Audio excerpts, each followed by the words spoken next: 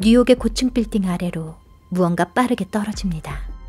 그것은 여자? 아니 돌? 산산이 부서진 그것에서는 피 한 방울 흐르지 않았습니다. 전 인류는 ACIS, 즉 후천성 세포 경화 증후군, 통칭 메두사라는 전염병으로 멸망할 위기에 처해 있었습니다. 感染から発病まで30日から60日の潜伏期間の第1ステージを経て、俗に言う石化までの第2ステージは約12時間という短期間で死に至るわけです。その致死率は 100%。 전 인류가 머리를 모아봐도 메두사의 치료법을 찾지 못하고 있었죠. 労働力の極端な低下に伴う工場、会社の閉鎖により企業の収益は軒並みダウン。 메두사로 인해 난민이 속출하고 이를 막기 위해 군대까지 동원됐습니다. 이때 메두사에 대항하기 위해 화학 분야의 대기업 비너스 게이트사에서 극비 프로젝트를 공개했어요. 바로 콜드슬립입니다. 비너스 게이트사는 메두사 제1단계인 잠복기에 있는 사람들 중 160명을 선발했습니다. 지원자 중에는 쌍둥이 자매인 시즈쿠와 카스미도 있었죠. 두 자매는 메두사로 엄마와 아빠를 잃고 언제나 함께하자고 약속했었습니다. 하지만 얄궂은 운명은 쌍둥이 자매 중 한 명, 카스미만 콜드슬립에 선발되게 만들었죠. 콜드슬립의 오리엔테이션이 시작됐습니다. 아름다워 보이기만 하는 오래된 이 성이 최고의 통발관리 시스템인 앨리스로 통제되고 있다고 설명합니다. 나눠준 팔찌를 차고 있으면 앨리스가 보호 대상으로 간주하고 이들의 상태를 항상 모니터한다는데요. 毎日メデューサが第2段階へ移行した場合、この部分に黒い斑点が。 그때 지원자 중 한 명의 팔찌가 검게 변했습니다. 메두사 바이러스가 2단계로 진행된 것이죠. 그녀는 12시간 안에 돌로 변해 무조건 죽게 될 것입니다. 私ずっとかすみのこと待ってるから、目が覚めたら真っ先に私のこと探して。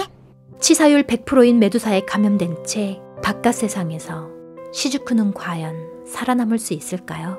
그렇게 시즈쿠와 헤어진 카스미는 콜드슬립에 들어갔습니다.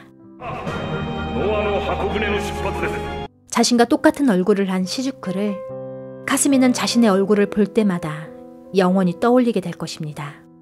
콜드슬립에 들어간 뒤 얼마나 오랜 시간 잠들어 있었을까요? 카스미, 生きて. 카스미를 시작으로 모든 캡슐이 콜드슬립에서 깨어나기 시작했죠. 사람들은 혼란스러워했습니다. 메두사 치료법이 개발되어 콜드슬립에서 깨어난 것일까요? 지금이 몇 년도인지, 대체 얼마의 시간이 흐른 건지 아무것도 알 수 없었습니다. 그리고 사방에는 가시덩굴 뿐입니다. 그때 새처럼 생긴 괴물이 사람들을 공격하기 시작합니다. 공포에 질린 사람들이 서로 밟고 밟히며 괴물로부터 도망치기 위해 엘리베이터로 달려갔습니다. 간신히 엘리베이터가 열리자 너도 먼저 살겠다고 엘리베이터로 달려들어갔습니다. 그런데 문은 열렸지만 그곳에 엘리베이터는 없었습니다. 사람들은 아래로 추락했습니다. 그뿐만이 아니었습니다. 괴물이 엘리베이터 아래 자리 잡고 떨어지는 인간들을 받아먹고 있었습니다. 콜드슬립에 들어간 159명 중 단 7명만이 살아남았습니다. 자신들을 관리해준다던 비너스 게이트사의 직원들, 그리고 최고의 관리 시스템이라던 앨리스는 다 어떻게 된 것일까요? だから世界は滅びたって言ってるだろう. 전화선마저 끊어져 있어 외부와 연락할 방법이 없습니다. 이런 위기 상황에 론과 마르코는 서로 자기 주장만 펴며 싸워댔죠. 僕らを脅かしているのはあのモンスターだけではありません. 그 순간 모두 깨달았습니다. 자신들의 목숨을 위협하는 건 저 바깥에 있는 괴물뿐만이 아니라는 걸. 메두사가 2단계로 진행된다면 꼼짝없이 돌로 변해 죽게 될 것입니다. どうすればいい?ここは地下なんだぜ. 逃げるなら上だろうが. 괴물을 피해 위로 간다 해도 안전하다는 보장은 없습니다. 이탈리아 공화국의 상원 의원이라는 알렉산드로는 지하에 남겠다고 합니다. ダメです。もうこれ以上誰かを置いていきたくありません. 바깥 세상에 쌍둥이 자매 시즈쿠를 두고 온 카스미가 함께 가야 한다고 강력하게 주장합니다. こんな目に遭うために大金を積んだんじゃないぞ. 알렉산드로는 끝없이 불만을 쏟아놓았죠. 그러자 괴물이 나타나 알렉산드로를 공격하기 시작했어요. あいつは音に反応するんだ. なんで知ってる? レベル5デモンザウルス.またゲームか。あいつは目がほとんど見えないんだ。 소리에 반응한다면 방법은 단 한 가지. 마르코가 팀을 물속으로 던져버립니다. 물속이라면 소리를 내지 않고 이동할 수 있을 것입니다. 허무맹랑한 소리 같았지만 팀의 몬스터 게임 얘기가 들어맞았습니다. 론과 마르코가 계속해서 의견 충돌로 싸우대고 있을 때 끈적한 액체? 한 마리만으로도 상대하기 버거웠던 괴물이 천장에 득실득실 매달려 있었습니다. 미친 듯 쫓아오는 괴물들을 피해 도망치던 일행은 총을 발견하고 반격에 나섭니다. 야tta!第2ステージクリア! あいつはただものじゃない。 그렇습니다. 이들은 이름은커녕 바깥 세상에서 뭐하던 사람인지 서로에 대해 아무것도 몰랐습니다. 그 순간 죽은 줄 알았던 괴물이 갑자기 돌로 변합니다. そんなメデューサは人間にしか感染しないはずじゃ。 이들이 콜드슬립에 들어간 후 무슨 일이 있었던 것일까요? 무엇이 이런 괴물을 만들어냈을까요? でもパーティーの仲間を一人描いたのは痛かったな。いい加減にして。ゲームじゃないの、ゲームじゃ。本当に人が死んだのよ。 마르코는 피터가 지원자가 아니라고 의심하고 있었습니다. 그것은 바로 피터가 목걸이를 하고 있었기 때문이었죠. 콜드슬립 캡슐에는 안경과 보청기 외의 개인용품을 가지고 들어갈 수 없었습니다. 궁지에 몰린 피터는 카스미를 인질로 잡고 일행을 따돌립니다. 피터를 뒤쫓아가야 합니다. 뭔가 비밀을 알고 있는 게 틀림없습니다. 待って。私たちがカプセルに入ってから48時間。